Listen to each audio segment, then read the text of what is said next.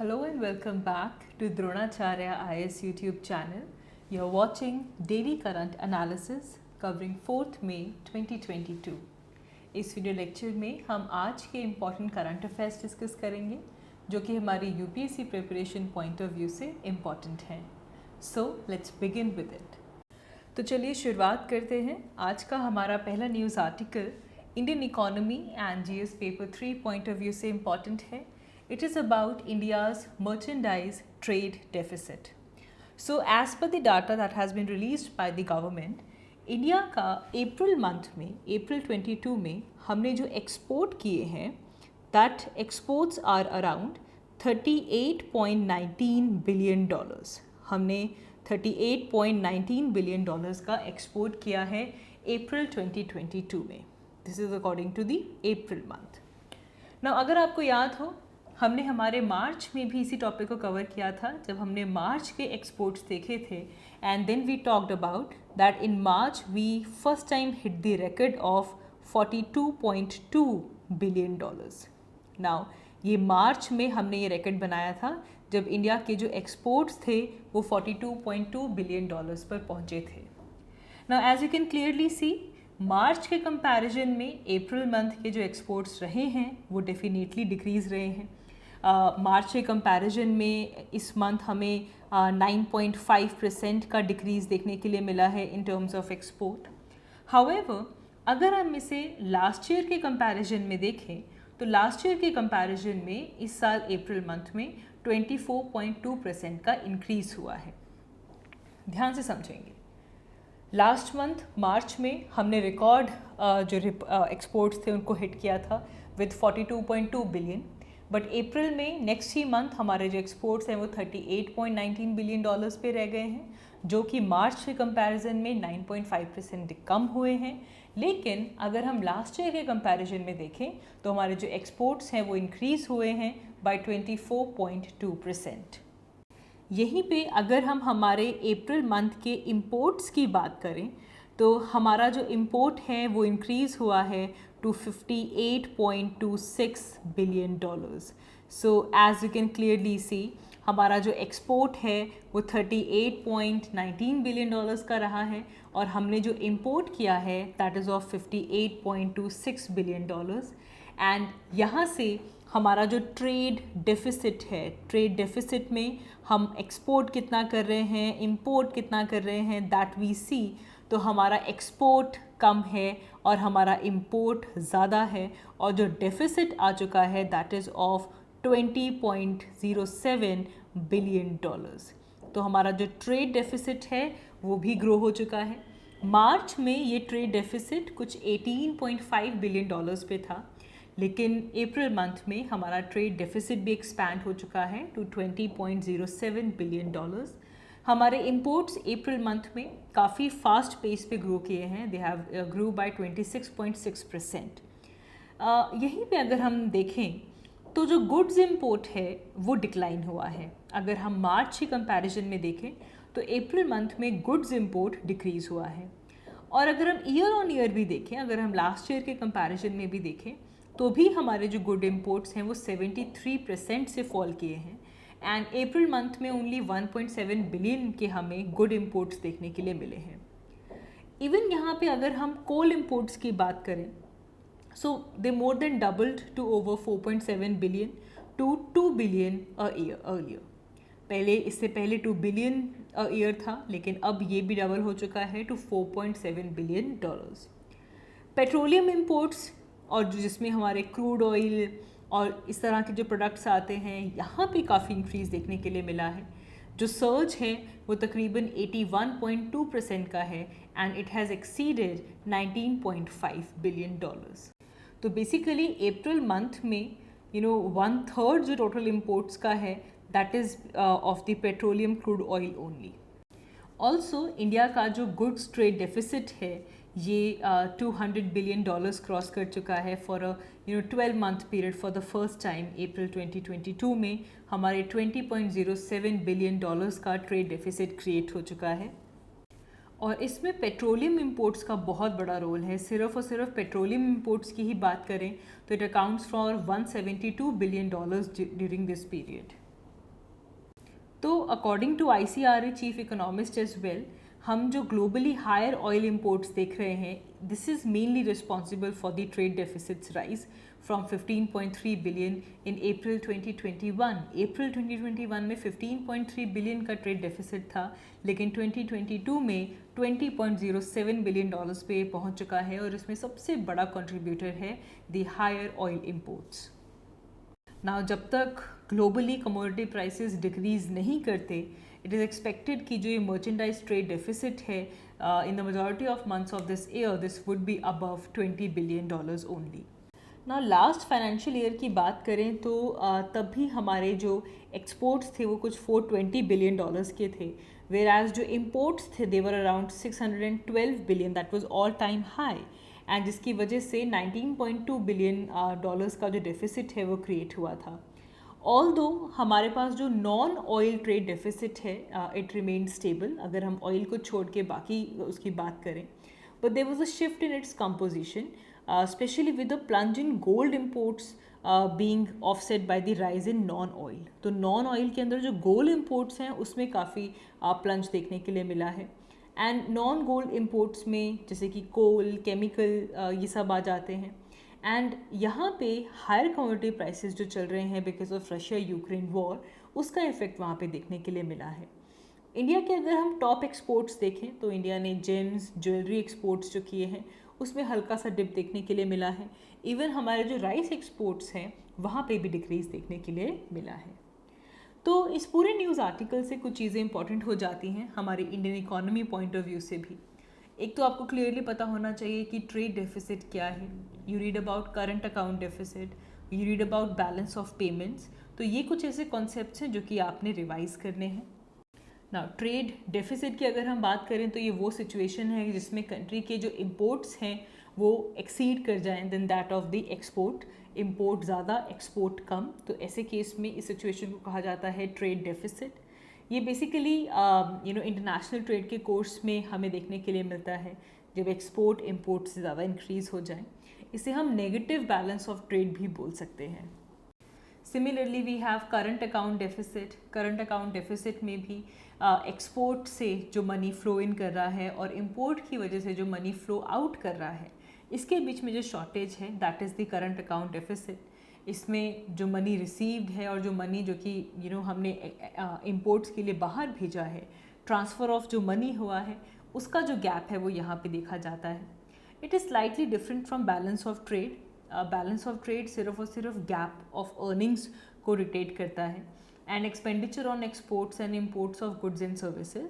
Whereas अगर हम current accounts की बात करें तो किसी भी तरह की पेमेंट जो कि डोमेस्टिक कैपिटल ने की है ओवरसीज़, वो भी यहाँ पे इंक्लूड होती है। फॉर एग्जांपल हमारे पास कोई रेंटल इनकम है जो कि कोई इंडियन जो कि यूके में हाउस ओन करता है वहाँ से आ रही है, तो उसे आप करंट अकाउंट में डालेंगे but not in balance of trade. Balance of trade में सिर्फ एक्सपोर्ट और इम्पोर्ट जो गुड्स एंड सर्विसेज का हो रहा है उसका गैप आता है, लेकिन करंट अकाउंट डेफिसिट में कोई भी domestically owned factor of production अगर उसका मनी बाहर से जा रहा है या बाहर से आ रहा है, वो सब करंट अकाउंट डेफिसिट में इंक्लूड किया जाता है। देन आप इकोनॉमी में बैलेंस ऑफ पेमेंट भी पढ़ते हैं। इसमें एक कंट्री की जितनी भी इकोनॉमिक ट्रांजेक्शंस हुई होती हैं with the rest of the world for a period of let's say 1 year, उसका सिस्टमैटिक स्टेटमेंट होता है। एंड बैलेंस ऑफ पेमेंट में क्योंकि इकोनॉमिक ट्रांजेक्शन्स की ही स्टेटमेंट है तो इसे कुछ 4 ग्रुप्स में डाला जाता है, कंपोनेंट्स जिसे हम कहते हैं current account, capital account, financial account and errors and omission, and इसे ही फॉरेन एक्सचेंज रिजर्व पे शो किया जाता है। करंट अकाउंट में जो विजिबल्स हैं जैसे कि जो गुड्स हैं और इनविजिबल्स जिसमें कि सर्विसेज आ जाती हैं, इसका एक्सपोर्ट और इम्पोर्ट जो है वो करंट अकाउंट में शो किया जाता है। वेराज हम कैपिटल अकाउंट और फाइनेंशियल अकाउंट की बात करें तो इसमें बेसिकली कैपिटल एक्सपेंडिचर कितना हुआ है या फिर इनकम कितनी है फॉर अ पर्टिकुलर कंट्री, इसके अंदर बोथ नेट फ्लो कितना हुआ है इन्वेस्टमेंट का, चाहे वो प्राइवेट हो चाहे पब्लिक हो, उसे यहाँ पे शो किया जाता है। एक्सटर्नल कमर्शियल बोरोइंग्स कितनी हमने ली हैं या फिर कितनी हमने दी हैं, FDI कितनी आई है या फिर हमने कहीं इन्वेस्ट किया है, वो सब कैपिटल अकाउंट का पार्ट बनता है। And after that we have errors and omissions. Sometimes balance of payment match नहीं करती, तो ऐसे जो इम्बैलेंसेस होते हैं उनको एरर्स एंड ओमिशंस में शो करते हैं। इससे बेसिकली यही नज़र आता है कि the country is not able to record all their international transactions accurately. Balance of payment surplus भी हो सकता है, डेफिसिट भी हो सकता है। डेफिसिट अगर है तो ऐसे केस में फॉरेन एक्सचेंज अकाउंट से मनी लेकर इसे बैलेंस आउट किया जाता है। लेकिन अगर हमारे पास जो फॉरेक्स अकाउंट में भी इफ़ द मनी शॉर्ट की मनी उतना है नहीं कि जो डेफिसिट है उसे पूरा किया जा सके, तो it is refer to as balance of payment crisis, BOP crisis. हम जब श्रीलंका की बात कर रहे हैं तो श्रीलंका का जब हम इकोनॉमिक क्राइसिस डिस्कस करते हैं तो वहाँ पे हम यही बोलते हैं कि वहाँ पे क्या चल रहा है, बैलेंस ऑफ पेमेंट का क्राइसिस है। डेफिसिट आ चुका है लेकिन उनके फॉरेक्स रिजर्व में भी इतने मनी नहीं है कि उससे वहाँ से हम बैलेंस आउट कर सकें। आगे बढ़ते हैं। हमारा next news article GS paper 2 point of view से इम्पॉर्टेंट है। It is about a plea which is challenging the sedition law. So there is currently a plea which is challenging the constitutional validity of section 124A of IPC that basically penalizes the sedition. And इस plea के important points अगर हम देखें तो सबसे पहले ये जो प्ली है ये 2 जर्नलिस्ट ने फाइल की है, those who are facing the sedition charges for comments which were made by them on social media against their respective state government and central government. तो कुछ जर्नलिस्ट थे, इन्होंने गवर्नमेंट, स्टेट गवर्नमेंट और central government के against कुछ comments किए जिसके चलते now they are facing the charges of sedition. इसे लेकर ये कहा गया है कि जो सेक्शन 124A है जो कि अकॉर्डिंग टू IPC सेडिशन को पिनलाइज करता है, it is infringing upon the fundamental right of freedom of speech and expression. So this freedom of speech and expression which is guaranteed bye article 19 of the constitution कि ये इसे infringe कर रहा है। And इसे लेकर ये भी कहा जा रहा है कि हम मोस्टली अगर बाकी कंट्रीज़ देखें तो जो सेडिशन के जो सेक्शंस हैं उनको रिपील कर दिया गया है in comparative to the post colonial democratic jurisdictions around the world, whereas India it has still not repealed the law of sedition, जिसे लेकर ये पूरी की पूरी जो प्ली है वो सुप्रीम कोर्ट में दी गई which is about challenging the constitutionality of the sedition law। तो यहाँ से सेडिशन लॉ इम्पॉर्टेंट हो जाता है। सबसे पहले समझते हैं what is this sedition law. तो ये जो इंडिया का जो सेडिशन लॉ है, this was introduced by British in 1870 में इसे इंट्रोड्यूस किया गया था, but constituent assembly decided to drop it from the constitution in 1948। Constituent assembly ने इसे हमारे कॉन्स्टिट्यूशन में इंक्लूड नहीं किया था। जो वर्ड सेडिशन है ये कॉन्स्टिट्यूशन में प्रेजेंट नहीं था। It was disappeared when it was adopted in November 26, 1949.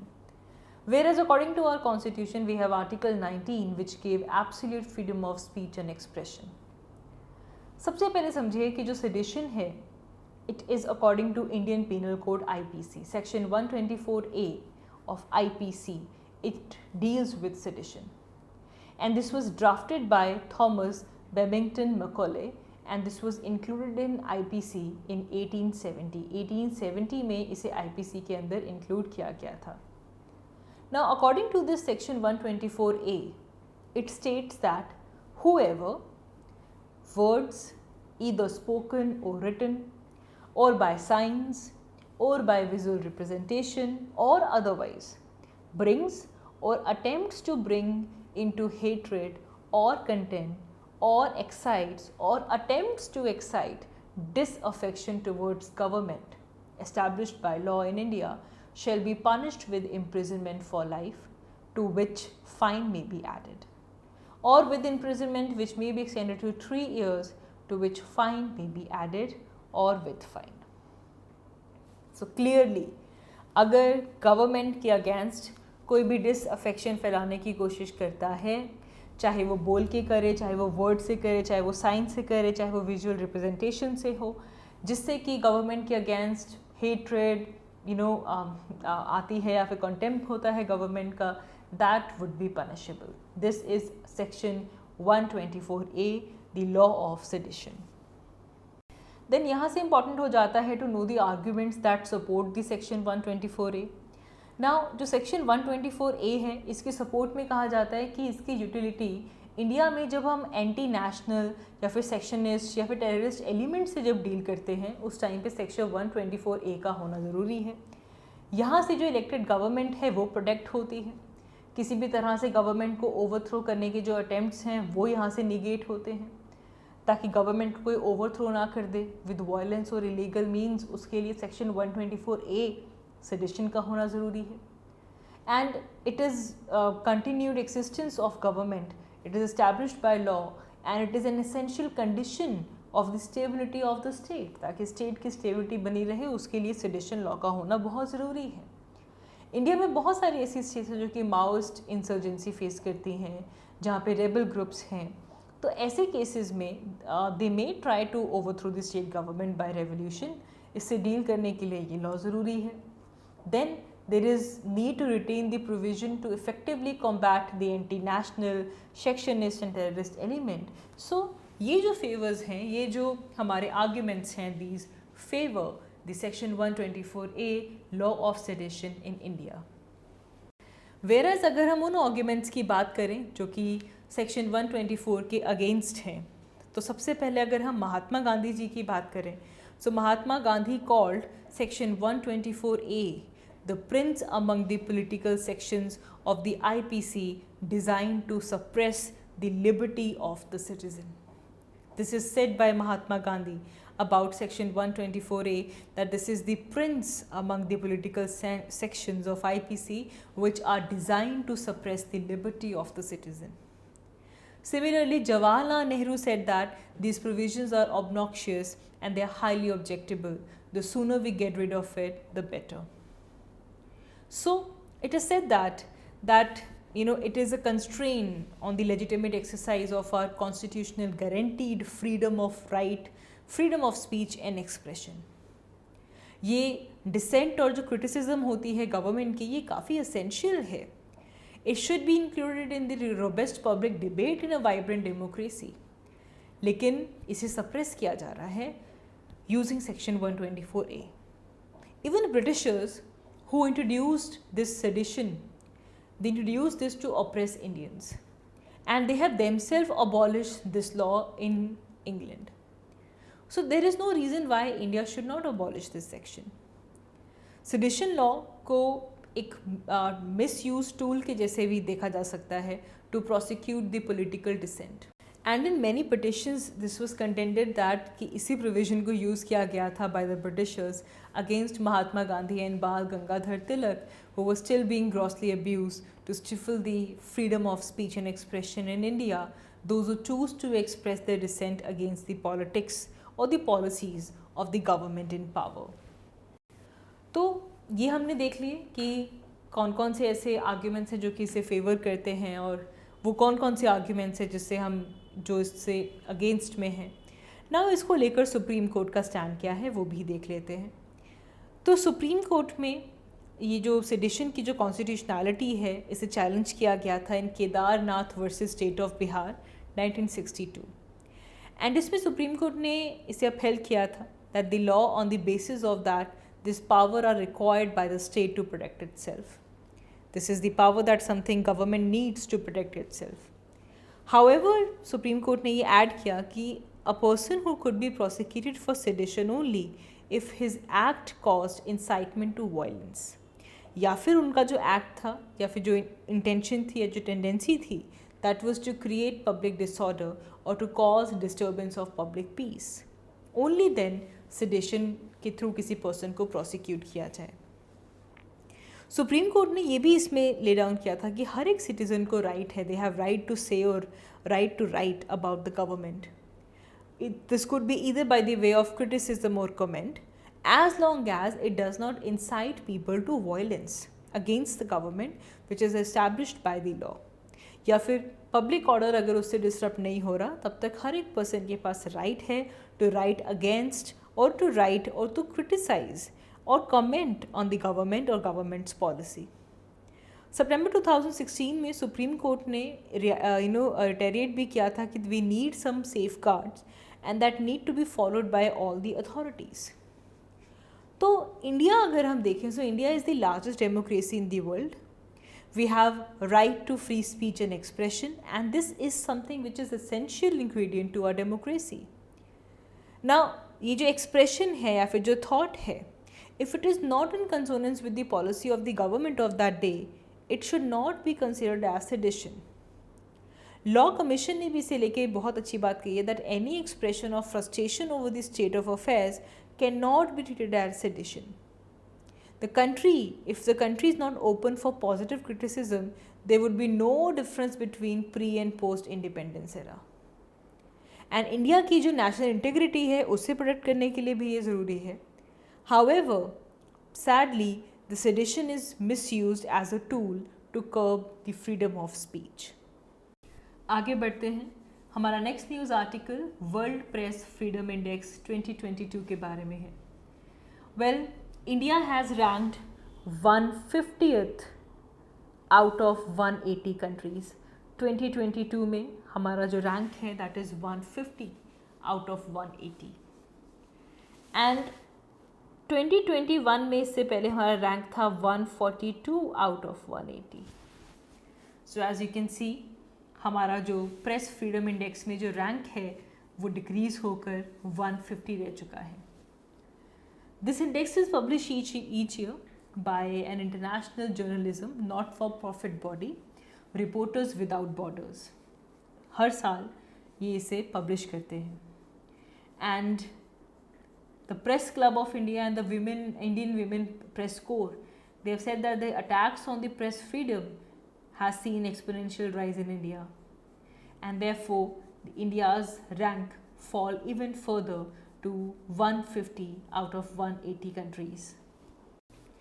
यहाँ से वर्ल्ड प्रेस फ्रीडम इंडेक्स के बारे में कुछ और जानते हैं.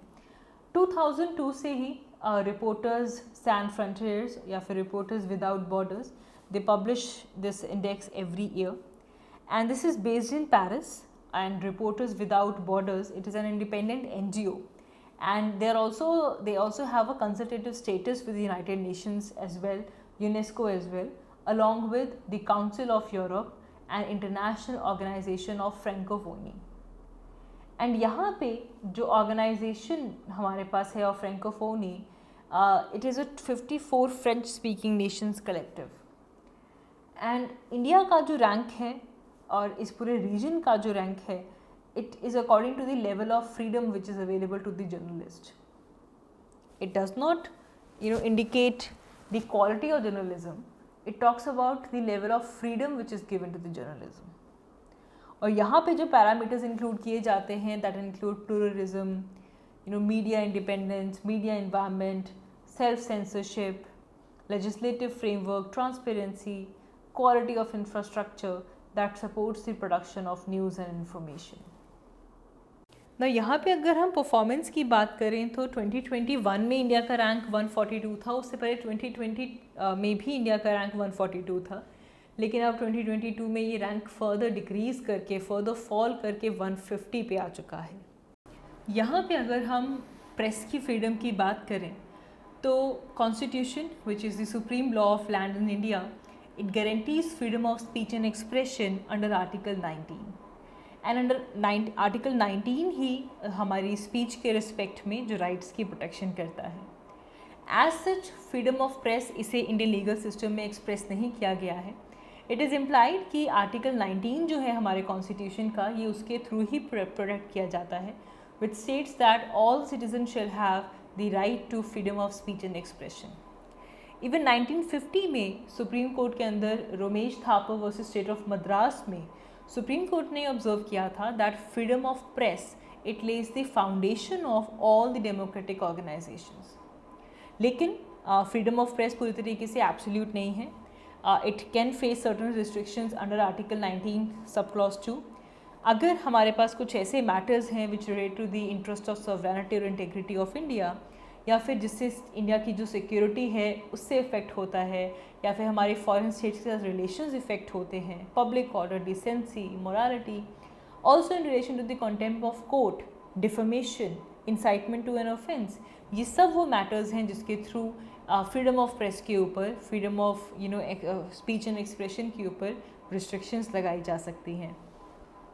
आगे बढ़ते हैं. हमारा next news article defence point of view से इम्पॉर्टेंट है. It is about the advance towed artillery gun system ATAGS. तो ये इंडिया का इंडिजीनियस आर्टिलरी गन है and it has passed the validation trials, and it has met the needs of army now. So this indigenous advanced towed artillery gun system, इसे DRDO ने develop किया है with private jointly with some private industries as well, and now it has completed the trials. And इस artillery gun की जो range demonstrate की गई है that is of over 45 kilometre, and it is officially termed as the most consistent and accurate gun in the world. And this basically is like 155 millimetre and it has 52 calibre heavy artillery gun. इसे jointly the armament research development establishment, जो कि Pune based lab है DRDO की, इन्होंने develop किया है with partnership with Bharat फौज and Tata group. आगे बढ़ते हैं. हमारा next news article GS2 and GS3 point of view से इम्पॉर्टेंट है. It is about India Denmark green strategic partnership. So India and Denmark, they have agreed to further strengthen the green strategic partnership, which will focus on green hydrogen, renewable energy and wastewater management. तो सबसे पहले green strategic partnership जो India और Denmark के बीच में है, इसका background देखते हैं. तो दोनों ही कंट्रीज़ के क्लाइमेट एजेंडा को लेकर काफ़ी एम्बिशियस गोल्स हैं. अगर हम यहाँ पे कुछ स्टैट्स देखें तो India is world's third largest carbon dioxide emitter, and by 2030 India is expected to double its carbon emissions as well. Whereas Denmark की अगर हम बात करें तो डेनमार्क का गोल है that they want to reduce carbon dioxide emission by 70% by 2030, and इसे लेकर उन्होंने एक इंटरनेशनल लीडरशिप भी ली है when it comes to sustainable development goal number 7 on affordable and clean energy. So 2020 में September 28, 2020 Prime Ministers of both the states, India and Denmark, they agreed to elevate the relationship to the green partnership, green strategic partnership, and इसे लेकर काफ़ी friendly exchange of views भी हुए थे. And COVID-19 pandemic, जो global matters चल रहे हैं including climate change, green transition, इन सब की discussion करते हुए इंडिया और डेनमार्क के बीच में green strategic partnership develop होती है. Overall तो दोनों कंट्रीज़ ने एक 5-year एक्शन प्लान डेवलप किया है, जिसके थ्रू वो अपने जो एम्बिशंस हैं, जो ग्रीन स्ट्रेटेजिक पार्टनरशिप है, उसे इम्प्लीमेंट करेंगे. And for this 4 agreements have been sign to deepen the cooperation in the green technologies. Now इस ग्रीन स्ट्रेटेजिक पार्टनरशिप का अगर हम एम देखें तो it basically aims to create a framework for significant expansion of cooperation in the areas of renewable energy, environment, economy, climate change and science and technology. And the time period है इस action plan का that is for 5 years starting from 2021 to 2026, and इस दौरान जो green strategic partnership है इसे implement किया जाएगा. So this is based on the green strategic partnership. It builds on and consolidates the existing agreement which was established between the Joint Commission for Cooperation between India and Denmark. ये जो partnership है ये एक तरह का mutually beneficial agreement है, and this is going towards a political cooperation. इसके through जो economic relations हैं वो भी expand होंगे, green growth मिलेगी, this will create jobs and this will also strengthen the cooperation on addressing the global challenges and the opportunities. यहाँ पे Paris agreement में जो एम्बिशियस टारगेट्स हैं, जो इम्प्लीमेंटेशंस हैं, उनके ऊपर फोकस किया जाएगा, as well as united nations sustainable development goals.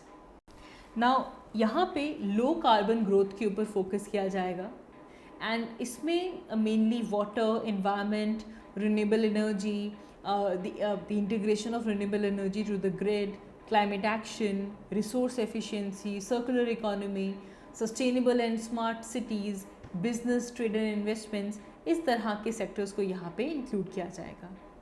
इसकी सिग्निफिकेंस की अगर हम बात करें so this is going to boost Make in India.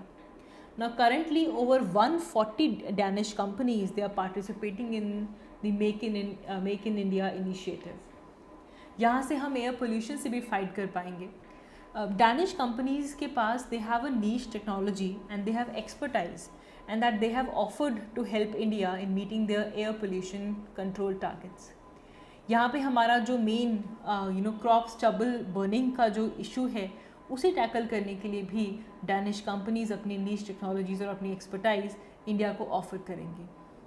Green growth की अगर हम बात करें, जैसे कि हमने पहले भी कहा कि एक म्यूचुअली बेनिफिशियल एग्रीमेंट है, इससे हमारे जो पॉलिटिकल कोऑपरेशन है वो एडवांस होगी, इकोनॉमिक रिलेशंस एक्सपैंड होंगे, ग्रीन ग्रोथ आएगी, this will create jobs, this will strengthen the cooperation on the global challenges and opportunities. Then this will also promote rule based multilateral system. Now यहाँ पे क्योंकि ये multilateral cooperation है, so this is going to face the urgency to step up the global efforts to combat the global challenges on energy, climate change, and some common commitments like towards International Energy Agency, International Renewable Energy Agency, International Solar Alliance. तो एक तरह से rule based multilateral system को ये promote करेगा। And then lastly, sharing the healthy best practices. This is by expanding the dialogue, by sharing the best practices on health policy issues, including epidemics, vaccines, to combat COVID-19 and future pandemics. And they've agreed to work on expanding the commercial opportunities for businesses by creating more favorable environment for the life science sector, including research collaboration. तो अगर हम जो scope है corporation का, this में continue to expand और इसमें और भी डायमेंशंस को ऐड किया जाए, एंड इसमें एक न्यू पार्टनरशिप को भी इंक्लूड करना चाहिए in the field of health. And ये जो पार्टनरिंग इंडिया और डेनमार्क में हुई है, this will demonstrate the world that delivering N ambitious climate and sustainable energy goal is possible. So that is all for this video. हमने इस video में आज के इंपॉर्टेंट करंट अफेयर्स को डिस्कस किया। Thank you so much for watching. I will see you all in my next one. Thank you.